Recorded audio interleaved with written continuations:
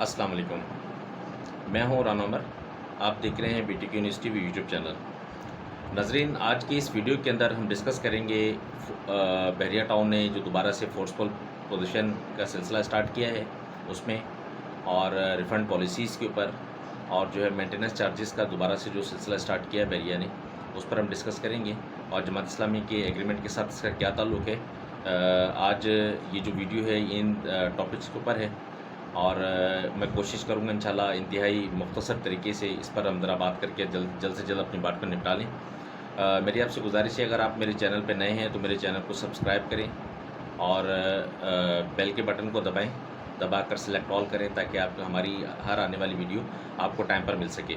अगर आप हमें ट्विटर पे ज्वाइन करना चाहते हैं, फेसबुक पे ज्वाइन करना चाहते हैं, तो डिस्क्रिप्शन में हमारे लिंक मौजूद हैं। अगर आप हमारे व्हाट्सअप ग्रुप को ज्वाइन करना चाहते हैं, उसका भी डिस्क्रिप्शन में लिंक मौजूद है। आप इन लिंक्स के ज़रिए हमसे जो है ना ट्विटर पे फॉलो कर सकते हैं, फेसबुक पे लाइक कर सकते हैं, व्हाट्सएप पे ज्वाइन कर सकते हैं। चलते हैं सबसे पहले फोर्सफुल पोजीशन के ऊपर। देखें, फोर्सफुल पोजीशन का जो बहरिया ने दोबारा से सिलसिला स्टार्ट किया है, और 20 मई इसकी लास्ट डेट रखी हुई है कि जनाब आप जो है ना विलास की प्लॉट्स की पोजीशन जो है वो 20 मई तक आप ले लें। अदरवाइज़ आपको जो है ना आपका जो प्लॉट हम किसी और सूटेबल बंदे को दे देंगे, अलॉटी को दे देंगे, और आपको अगर इसकी ज़रूरत नहीं है, अगर आप लेना चाहते हैं ठीक है, नहीं लेना चाहते तो ये प्लॉट आपका कहीं ना कहीं हम इसको शिफ्ट कर देंगे, आपको जो है कहीं और इसकी जगह दिया जाएगा।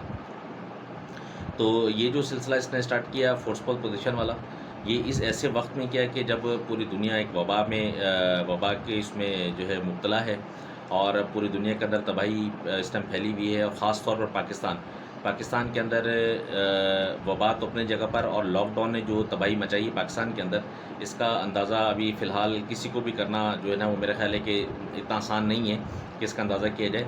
उसकी वजह तो ये है कि जो मामलात जो जो निज़ाम ज़िंदगी चल रहा था, जो जहाँ था जैसा था वहाँ का वहीं रुक गया, और ये तकरीबन 3 महीने से ये सूरत हाल है, और मज़ीद पता नहीं कब तक चलती है, कुछ इसका अंदाज़ा नहीं है। तो इस टाइम के अंदर इस तरह के सिलसिले को स्टार्ट करना कि जब आपके सामने मतलब एक कंडीशन इस तरह की है कि इस कंडीशन के अंदर आप किसी अलॉटी को भी आप ये कहें कि जनाब आप 20 मई तक जो है ना अपनी पेमेंट लेके आ जाएँ, तो मेरा ख्याल है कि इंतहाई शर्मनाक, गलत, और समझ लें कि मुजरिमाना ये तरीक़ेकार है कि जिस पर आप जो है वो फंसे हुए बंदे को जो है वो आप और मज़ीद जो है ना फंसाना चाह रहे हैं। देखें, एक तो सबसे पहले अलॉटी के साथ जुल्म ये हुआ कि जो आप ये देखें कि गोल्फ़ वाले जो लोग हैं, जिनका जो है वो गोल्फ़ का जो सिलसिला था प्लॉट, वो था 85 लाख रुपए का। गोल्फ़ वाले इस टाइम खड़े हुए हैं 65 लाख रुपए पे। मतलब जिस बंदे ने 85 लाख रुपये भरा, उसकी दी हुई पेमेंट में से 20 लाख रुपए कम हो गए। आप उसको और मज़ीद कह रहे हैं कि जनाब आप हमें और पोजीशन के और यूटिलिटी के पैसे आप हमें ला के दें, और अपनी फ़ाइल के अंदर पैसे ला के जमा करवाएँ। इसी तरह आप आ जाएँ 250 गज़ के प्लॉट्स में, 500 गज़ के प्लॉट्स में, कि जिनकी कीमतें अपनी असल से भी कम रह गईं। आप ऐसे वक्त में कि जिस वक्त में मतलब जो है ना वो लोगों का खाना पीना मुश्किल हुआ है, और दूसरा फिर ये कि ऐसी टाइम पर कि जब आप लोगों की इन्वेस्टमेंट आधी रह गई है, आप ऐसे टाइम पर लोगों को फोर्स कर रहे हैं कि जनाब आप जो है ना वो पेमेंट ला के दें, अदरवाइज़ आपका प्लॉट हम उड़ा देंगे। तो ये कहाँ की इंसानियत है, कहाँ का इंसाफ है। ये सिलसिला इन्होंने स्टार्ट किया 15 अप्रैल के बाद, जब इनका हेड ऑफिस स्टार्ट हुआ। हेड ऑफिस स्टार्ट होने के बाद जो है इन्होंने लोगों को जो है ना वो लेटर भेजना शुरू कर दिए, जिसमें ओल्ड बीटीके भी है, स्पोर्ट्स भी है, पैराडाइज़ भी है, विलास भी हैं, गोल्फ भी है, मुख्तलिफ सब लोगों को तकरीबन भेजना शुरू कर दिया। और जिनको नहीं मिला वो हो सकता है 2-4 दिन में आने वाले 2-4 दिन में मिल भी जाए। देखें, ये इंतहाई गलत कदम है कि जिसकी मतलब जितनी मज़ामत की जाए कम है, कि आप जो है ऐसे टाइम पर और ऐसे एग्रीमेंट के बाद, कि जब आपने हर चीज़ अपनी तरीके से मनवा ली, हर चीज़ आपकी मर्ज़ी के मुताबिक हुआ, उस एग्रीमेंट को भी बलाए ताक आपने रख दिया। और मज़ीद जो है वो आपने ऐसी सूरत हाल के अंदर, जब लोग खाने से परेशान हैं, लोग जो है वो अपने इस टाइम पर लोगों को अपने लाले पड़े हुए हैं, और आप जो है ना उनको फोर्स कर रहे हैं कि जनाब हमें यहाँ पेमेंटें ला के दें, तो इंतहाई शर्मनाक बात है ये। दूसरा, मेंटेनेंस चार्जेस, जिन प्लॉट्स की पोजीशन लोगों को मिल चुकी है उनके इसने मेंटेनेंस चार्जेस स्टार्ट कर दिए। ये भी इंतहाई गलत और मतलब शर्मनाक कदम है कि जनाब आप मेंटेनेंस हमेशा से, मैं जो समझता हूँ कि मेंटेनेंस ऐसी जगह की होती है कि जहाँ पर लोग रह रहे हों, या किराए पर दिया हो, या ऐसी कोई जगह कि जो बिल्डअप तैयार हो चुकी हो। अब खाली प्लॉट की मेंटेनेंस लेना ये कहाँ की तुक है, ये समझ से बाहर बात है कि मतलब ये किस तरह का इसमें तरीक़ेकार किया हुआ है। स्क्रीन पर मैं इनके जो मेरे पास जो लेटर पड़े हुए हैं, मैं कोशिश करूँगा स्क्रीन पर इनकी वो लेटर भी दिखा सकूँ आपको, कि जिसमें मेंटेनेंस का भी इन्होंने रिक्वायरमेंट किया, मेंटेनेंस का बिल बाकायदा भेजा है। P16 का एक प्लॉट है जिसकी मेंटेनेंस भेजी, 1-2 प्लॉट और भी हैं जिनकी इन्होंने मेंटेनेंस भेजी। और इसके अलावा फिर आप जो फोर्सफुल पोजीशन का इन्होंने भेजा वो भी मैं लेटर आपको दिखाने की कोशिश करता हूँ। और ये मतलब इंतहाई बेतुकी और मतलब ला यानी क्या इस पर मतलब जो ना वो क्या सोच कर, क्या इन्होंने समझ कर ये सारे अमल को कर रहे हैं, समझ से बाहर ही बातें। तीसरा जो है वो है एक रिफ़ंड पॉलिसीज़। देखिए रिफ़ंड पॉलिसी भी फ़िलहाल बंद है, मतलब रिफ़ंड का कॉन्ट्रा भी इन्होंने नहीं खोला। हाँ, ये है कि जो जिन लोगों का रिफ़ंड ऑलरेडी अप्लाई है उनको उन्होंने कोरोना करवा दिया है। रिफ़ंड पॉलिसी को भी बैरिया टाउन ने कोरोना करवा दी है। उसकी वजह ये है कि मैं अब कोशिश करता हूँ कि आपको मैं स्क्रीन पर वो भी जो वहाँ से इंक्वायरी हमें मिली है वो भी मैं आपको दिखा सकूँ। कुछ जो है वो स्टेटस में इन्होंने क्या बात कही वो भी मैं आपको दिखा दूँ। उसमें बाकायदा इन्होंने ये मेंशन किया है कि जनाब आपका जो केस है हमने आगे भेज दिया है, लेकिन ये कि कितना टाइम लगता है, कैसा लगता है, वो हम आपको नहीं बता सकते। उसकी वजह है कोरोना वायरस की वजह से सारे मामला जो डिस्टर्ब हैं, डिस्टर्ब होने की वजह से हम आपको आपका टाइम फ्रेम नहीं दे पाएंगे कि आपका टाइम फ्रेम कम है और कब आपको पेमेंट इसकी कब आपका ये प्रोसेस होता है। पेमेंट मिलना तो दूर की बात है, प्रोसेस आपका कब होता है।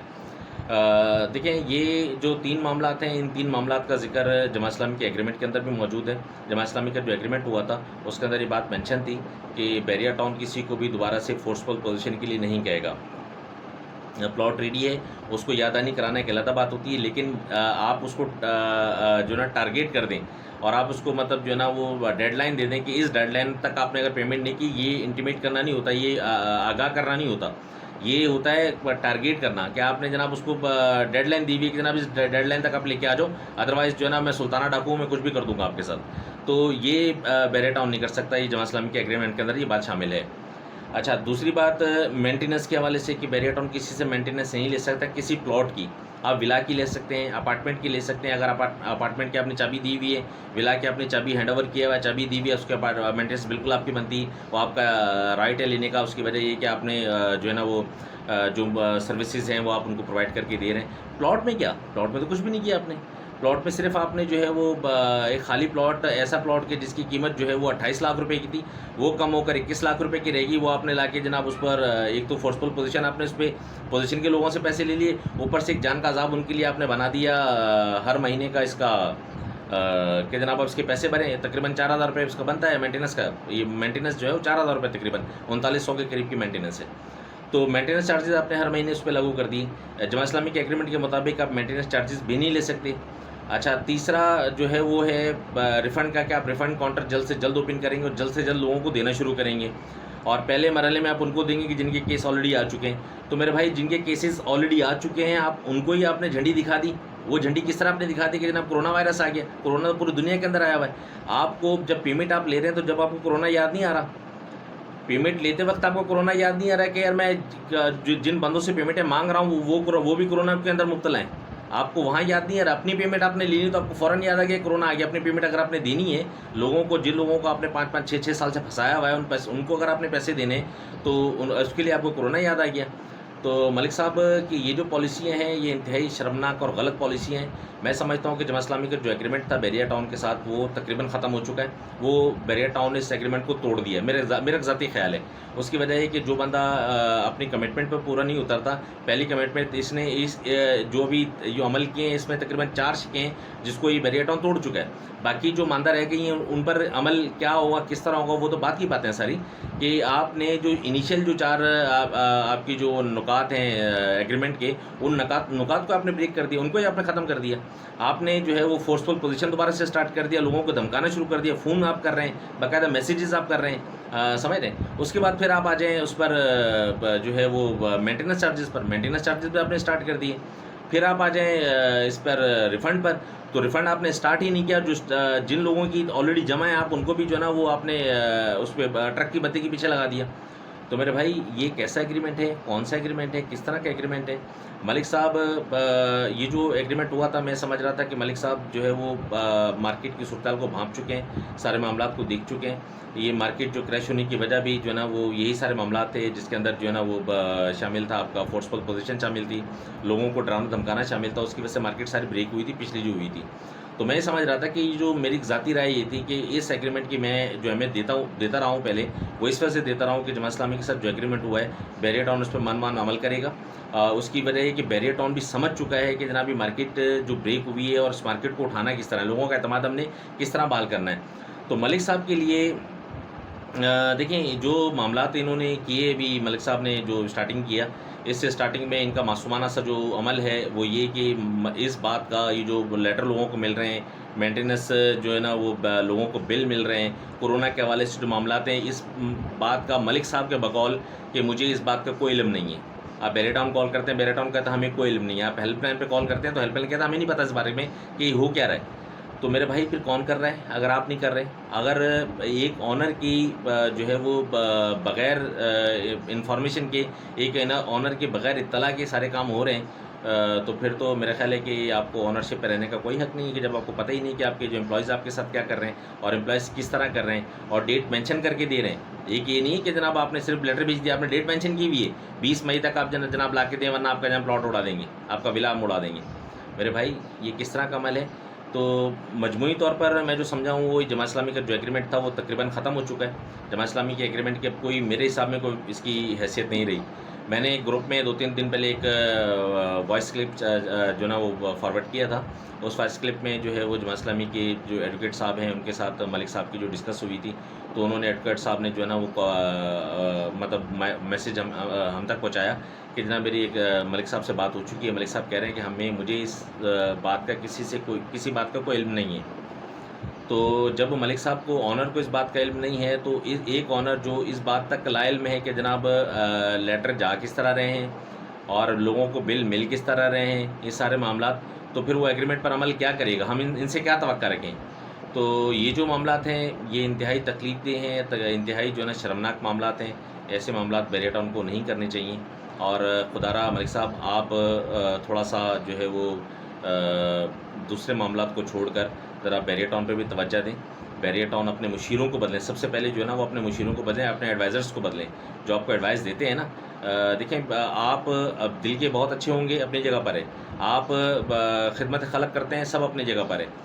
आप लोगों के रिलीफ का काम करते हैं, सब अपनी जगह पर, बहुत अच्छा काम है, इससे कोई इनकार नहीं है, इससे कोई मतलब वो नहीं है। लेकिन आप जो एक तरफ आप रिलीफ का काम कर रहे हैं और दूसरी तरफ आप लोगों को जो ना वो आप एक अंधे कुएं की तरफ धकेल रहे हैं, तो ये ना समझ में आने वाली बात है। आप मैं तो यूँ इसको सिंपल सा यूँ कहूँगा कि आपने 1 लाख रुपए चोरी किया, उस चोरी के पैसे में से आपने 50,000 रुपये खैरात दे दी, 50,000 रुपये आपने इस्तेमाल कर लिए, तो मेरे भाई ऐसे करने से आपकी जो ना वो जो 1 लाख रुपये था वो पाक नहीं हो जाना। इसका जवाब आपको 1 लाख का अल्लाह ताला को आपको देना पड़ेगा। तो खुदारा ऐसा अमल ना करें कि आपकी जो नेकियां हैं वो भी तबाह हो जाएं, और जो आपने जहाँ पर जो ज़्यादतियाँ लोगों के साथ कर रहे हैं, ये इन ज़्यादतियों को अब आपको जवाब देना पड़ जाए। तो खुदारा अपने एडवाइज़र्स को बदलें, अपने मामलात को चेंज करें। आप खुद नज़र रखें कि आपके एम्प्लॉयज़ कर क्या रहे हैं, आपके एम्प्लॉयज़ का जो रवैया है, आपके जो एम्प्लॉयज़ के मामलात हैं, उन पर आप नज़र रखें, तो मेरा ख्याल है कि एक मार्केट की एक बेहतरी आ सकती है। हाँ, अब जो मौजूदा सूरत-ए-हाल है, इस सूरत-ए-हाल के अंदर जो है ना मलिक साहब को खुद जो है ना वो मेरा ख्याल है कि मामलात को देखना चाहिए, ताकि इस मामलात को एक सेटलमेंट करके किसी भी तरीके से इसको एक साइडलाइन लगा के, इसका बेहतर तरीका ये था कि अगर मलिक साहब मार्केट को चला देते जिस तरह मार्केट को नॉर्मली चलाया जाता है, कि अपने 10 डीलर को इकट्ठा करते, उनसे 1-1 करोड़ रुपये मार्केट में लगवाते, 10 करोड़ रुपये मार्केट में जब आता, मार्केट ऑटोमेटिकली शूट करती। शूट मार्केट के अंदर आप एक शर्त रख देते कि जनाब आप पोजीशन और यूटिलिटी भर के आ जाएँ तो हम आपका ट्रांसफ़र कर देंगे, अदरवाइज़ आपका ट्रांसफ़र नहीं होगा। अगर आप ये मामलात कर देते तो मेरा ख्याल है कि इतनी ना तो आप पर बुराई आती और ना ही आपकी इतनी मुश्किलात आती, ना इतने लोग परेशानी के उसमें आते। तो बराए मेहरबानी आप अपने एडवाइज़र को बदलें, ताकि जो है वो आपको मशवरे आपको सही दे सकें, और थोड़ा सा नाक, कान, हलक और हर चीज़ आप खोल के रखें, ताकि जो है वो लोगों के आपको दुख का अंदाज़ा हो सके। सिर्फ ये जो स्प्रे करवाने से, लोगों को खाने खिला देने से, लोगों को पैसे दे देने से जान नहीं मेरे भाई छूटने वाली। जिन लोगों की जो पेमेंट 1 करोड़ रुपये लगा के 50 लाख रहेगी, उनका भी आपको जवाब देना पड़ेगा, वो भी क़यामत वाले दिन आपका गिरबान पकड़ेंगे। तो बराए मेहरबानी इन सब बातों को आप सोचें, सब बातों को जो है ना वो इन सब पर जो है ना वो आप नोटिस लें, ताकि आपको भी अंदाज़ा हो और अलॉटीज़ का भी इत्मीनान हो कि जनाब जो है वो हमारे साथ किसी टाइप की कोई ज़्यादती नहीं होगी। तो मेहरबानी करके आप इन सारे मामलात को देखें, और ताकि जो है ना वो एक जो शशोपन की कैफ़ियत है और इज़्तिराब की जो कैफ़ियत है वो ख़त्म हो सके।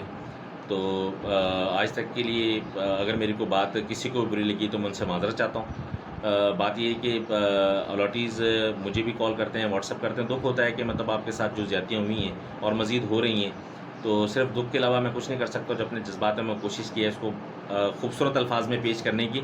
अगर कहीं मेरी किसी भी बात से अगर आप किसी का भी दिल दुखा हो, तो मैं आपसे माज़रत चाहता हूँ। अल्लाह ताला हम सब का हामी और नासिर हो। अस्सलामु अलैकुम वरहमतुल्लाह।